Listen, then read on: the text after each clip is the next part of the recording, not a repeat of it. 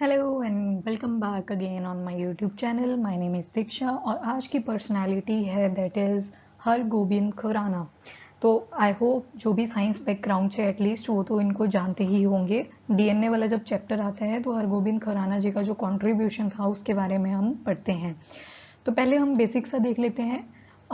Actually ये news में था। क्यों था? क्योंकि इनकी हाल ही में 100th एनिवर्सरी मनाई गई, सो that's why it was in news. तो इनका बर्थ होता है जैन 9 को 1922 में, और एरिया देखें तो दैट इज़ इन रायपुर, जो कि आज के पाकिस्तान में है। ठीक है। और ये बायोकेमिस्ट थे। बस ये याद रखना, ये बायोकेमिस्ट थे, दैट इज़ इम्पॉर्टेंट। अब इनकी एजुकेशन देख लेते हैं, थोड़ा सा ओवरव्यू ले लेते हैं। तो first is university of Punjab से इन्होंने पढ़ाई करी, जो कि लाहौर में था, and university of Liverpool England में। अब इनकी जो रिसर्च एंड कंट्रीब्यूशन रहा वो देख लेते हैं।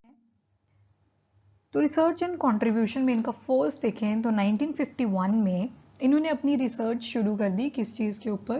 That is on the nucleic acid. Nucleic acid basically जो सेल होता है ना आपका, उसके अंदर न्यूक्लियस होता है, उसके अंदर क्या होता है? Nucleic acid. तो इतना सा भी जानने के लिए ज़रूरी है ताकि पता सा रहे। तो न्यूक्लिक एसिड के ऊपर इन्होंने अपनी रिसर्च शुरू कर दी इन 1951, और जो इनके गाइड थे वो थे सर अलेक्जेंडर टोड।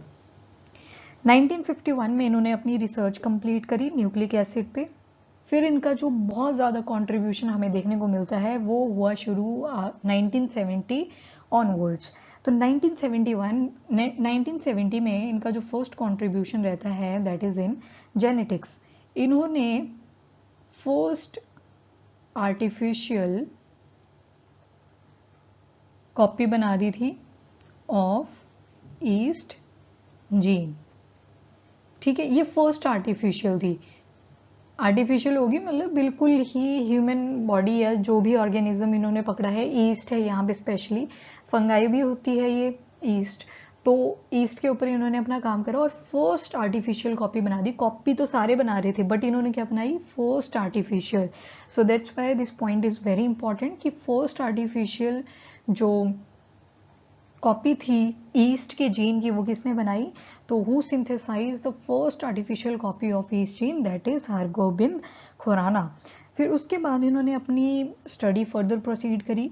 फिर जो रोडोऑप्सिन होता है, रोडोऑप्सिन के बारे में आप सभी ने आई थिंक पढ़ा होगा। जैसे ये हमारी आई होती है, ठीक है, तो यहाँ पे लेंस होता है, यहाँ पे होता है रेटिना।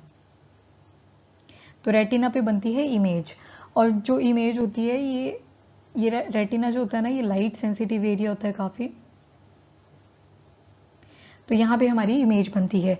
तो यहाँ पे एक हमें प्रोटीन भी मिलती है जिसको बोलते हैं रोडोप्सिन।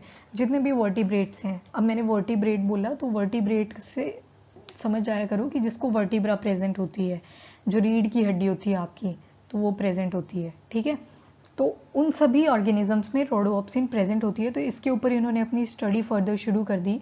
इन्होंने देखा कि ये जो रोडोप्सिन है इसमें होती है म्यूटेशन। म्यूटेशन में क्या होता है, कई बार ना जो क्रोमोसोमल स्ट्रक्चर होता है वो चेंज कर जाता है। मतलब जीन्स मान लो ऐसे थे ATCG, और ये अचानक से ना चेंज हो गया, ये तो ए ही रहा पर टी की जगह आ गया C, और C की जगह चला गया T। तो यहाँ से क्या हुआ? म्यूटेशन होगी। तो ऑर्गेनिज्म का जो पूरा जेनेटिक मेकअप था वो क्या हो जाएगा? चेंज। तो इन्होंने बोला कि जो इस रोडोऑप्सिन प्रोटीन के अंदर म्यूटेशन होती है उसकी वजह से होती है एक डिजीज जिसको बोलते हैं रेटिनाइटिस पिगमेंटोसा। ठीक है, बहुत रेयर जेनेटिक डिसऑर्डर होता है और इसकी वजह से हो जाता है नाइट ब्लाइंडनेस। तो ये भी देखो, तीन चीज़ें बता दी उन्होंने। फर्स्ट तो न्यूक्लिक एसिड पे इन्होंने अपनी रिसर्च करी सर अलेक्जेंडर टॉड के साथ। दूसरा इनका कंट्रीब्यूशन रहता है जेनेटिक्स में। 1970 ऑनवर्ड इन्होंने अपने जो भी रिसर्च करी थी उसका जो विजडम था वो प्राप्त करना शुरू कर दिया। तो इन्होंने फर्स्ट आर्टिफिशियल कॉपी बना दी ईस्ट जीन की। फिर इन्होंने रोडोऑप्सिन प्रोटीन के बारे में पढ़ा। तो रोडोऑप्सिन हमारी आई के रेटिना वाला एरिया जो होता है ना, वहाँ पे प्रेजेंट होता है। तो रोडोऑप्सिन में इन्होंने बोला कि अगर इसमें कोई भी म्यूटेशन होती है तो उससे हो जाता है रेटिनेटिस पिगमेंटोसा, और ये डिजीज होती है बहुत रेयर होती है और इसकी वजह से ही नाइट ब्लाइंडनेस जो है वो एकदम से हो जाता है। फिर इनको अब इतना आउटस्टैंडिंग काम किया तो इनको ऑब्वियसली अवार्ड भी मिले होंगे, बहुत सारे अवार्ड मिले हैं गाइस, बहुत सारे। फर्स्ट अवार्ड जो इनको मिला 1968 में, दैट इज नोबेल प्राइज। बहुत ही एमिनेंट पर्सनालिटीज, एमिनेंट जो भी पर्सनालिटी साइंस, लिटरेचर, आपका आर्ट, कल्चर, इसमें इस फील्ड में जो भी ये लोग काम करते हैं, तो अवार्ड किसको मिला, दैट इज हरगोबिंद खुराना। ठीक है, तो किस चीज़ के लिए मिला था, फॉर इनका जितना भी वर्क रहा इन फिजियोलॉजी प्लस मेडिसिन में। और इन्होंने अकेले ये नोबेल प्राइज़ नहीं लिया, इनके साथ जो भी हेल्प कर रहे थे उनके साथ इन्होंने शेयर करा। तो याद रखने की तो ज़रूरत नहीं है, बट यस एक बार पढ़ लें तो कई बार अगर क्वेश्चन आ भी जाए तो you can solve. Marshall W Nirenberg and साथ में थे रॉबर्ट डब्ल्यू हॉले, तो इनके साथ ये नोबेल प्राइज़ इन्होंने शेयर करा। एक सेकंड प्राइज इनको अगेन सेम ईयर 1968 में ही मिला, जो कि था एल्बर्ट लश्कर बेसिक मेडिकल रिसर्च अवार्ड, ये मेडिकल फील्ड में ही मिलता है। एंड 1969 में इनको पद्म विभूषण मिला। एक पद्म विभूषण होता है, पद्म भूषण होता है, और थर्ड आप कमेंट में बताओगे। तो ये इंडिया में दिया जाता है, विभूषण उनको मिलता है जिन्होंने बहुत ही आउटस्टैंडिंग काम करा होता है अपनी फील्ड में। तो पद्म विभूषण किसको दिया गया, दैट इज हरगोबिंद खुराना जी को इन 1969। फिर 1987 में इनको नेशनल मेडल ऑफ साइंस भी दिया गया। तो देखो गाइस क्या होता है, जब भी आप ना हार्ड वर्क करते हो, कंसिस्टेंटली करते हो, क्योंकि hard work is like a part of your, जो भी आप रास्ता चुन के चल रहे हो, that is a part of your life.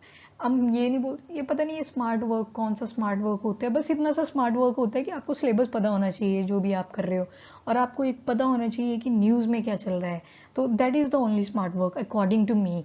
और बाकी देखो, पढ़ाई तो करनी पड़ेगी, अगर आपको एक्सेल करना है किसी भी फील्ड में तो पढ़ाई तो करनी पड़ेगी। इनसे ये इंस्पिरेशन ले सकते हो आप, इतनी टफ सिचुएशंस के बाद भी इन लोगों ने कितना मेस्मराइजिंग काम करा है। ठीक है, साइंस की फील्ड में देख लो, 4 अवार्ड मिल गए इनको, 68 में 2 मिल गए इनके, तो ऐसे हो गया होगा कि लै भाई लाइफ सेट होगी 1968 पर। ये रुके नहीं, 87 तक इन्होंने काम करते चले जाके इनको नेशनल मेडल ऑफ साइंस मिलता है। So this is all about Hargobind Khurana ji. तो अगली पर्सनैलिटी के साथ आएंगे एक दो दिन छोड़ के, ठीक है। सो इनके छोटे छोटे नोट्स बना लो, आधे से पेज में आ जाएंगे आई थिंक। और अच्छा भी रहता है, कई बार आपको कहीं एग्जाम्पल कोट करना पड़ जाए, फॉर एग्जाम्पल अगर साइंस रिलेटेड कोई क्वेश्चन आया हुआ है तो उसमें you can quote this example. ठीक है, so this is all. Video को लाइक एंड शेयर ज़रूर करें एंड चैनल को भी सब्सक्राइब करें। Till then bye bye, take care and thank you.